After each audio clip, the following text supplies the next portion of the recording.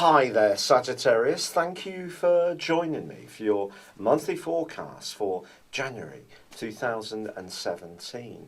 It's going to be a bit of a stop-start for you as you make your way into this new year. Mercury, the planet of communication, is in your sector of resources, but it's twisting backwards, and by the 5th, it reverses back into your sign for a week's occupation. There may be something that you've previously considered and may even have put to one side that you want to look at again. There's a lot of electric energy buzzing around the heavens, particularly for you as this month starts. And this can give you a real anticipation for looking at things in a fresh light. So maybe there's a strand that has got promise, but will require a certain amount of revision. Or you yourself are just feeling quite fluid or flexible in the type of decisions you can make. A lot of this is coming from the role of Jupiter, which is your ruling planet. Jupiter is all about the big picture. It's about boldness. It's about optimism. And it's in a very future-orientated part of your scope. But it is also locked into a really intense opposition with Uranus.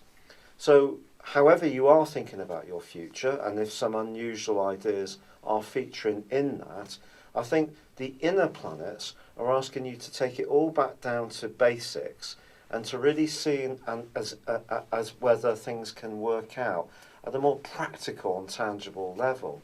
And that might not be quite so easy. And the reason for that is that the Sun, although well positioned as this year begins in that regard, is forging an angle between Mars and also with Neptune. And that's in the part of your scope to do with home, family and emotions. And there may be something in your situation that you're wanting to drive forwards, but there can be parts of this month, and frankly even parts of this year, where it seems your impetus doesn't quite really get to motor in the way you want. And part of this, I think, is because of the wet, rather dissolving energies of Neptune that are going to affect the drive of Mars. So when it comes to your motives about how you're going to open up your big picture and how you're going to make these work tangibly, which comes, of course, from the Sun, Pluto, and also Mercury when it moves back into Capricorn on the 13th, I think there is the potential for you to get some traction going, but it is going to require some determination and also some hard work. However, on the 3rd of the month, Venus, the planet of love and attraction, does move out of a very positive location where it was for the whole of the Christmas holidays, and it moves and joins up with Mars and Neptune in the sign of Pisces.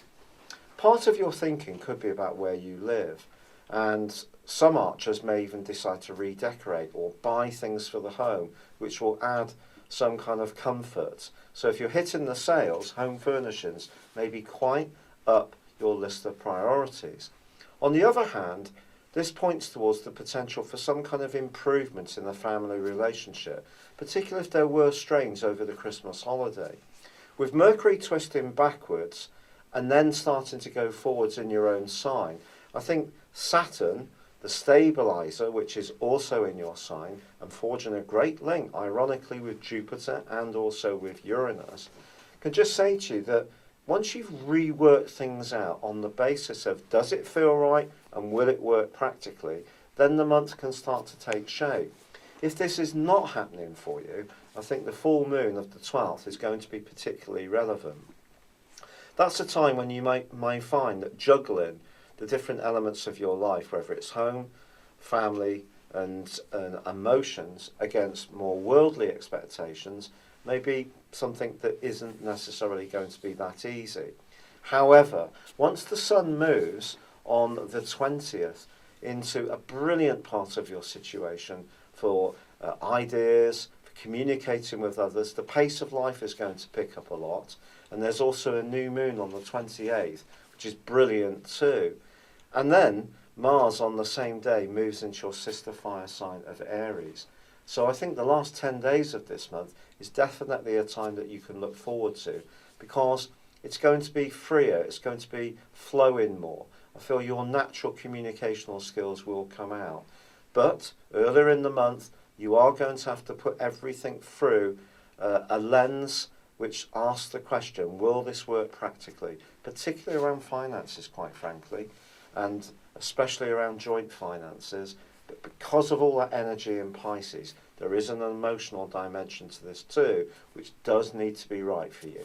It's been a real pleasure being with you. Thank you for joining me. Good luck, and goodbye for now.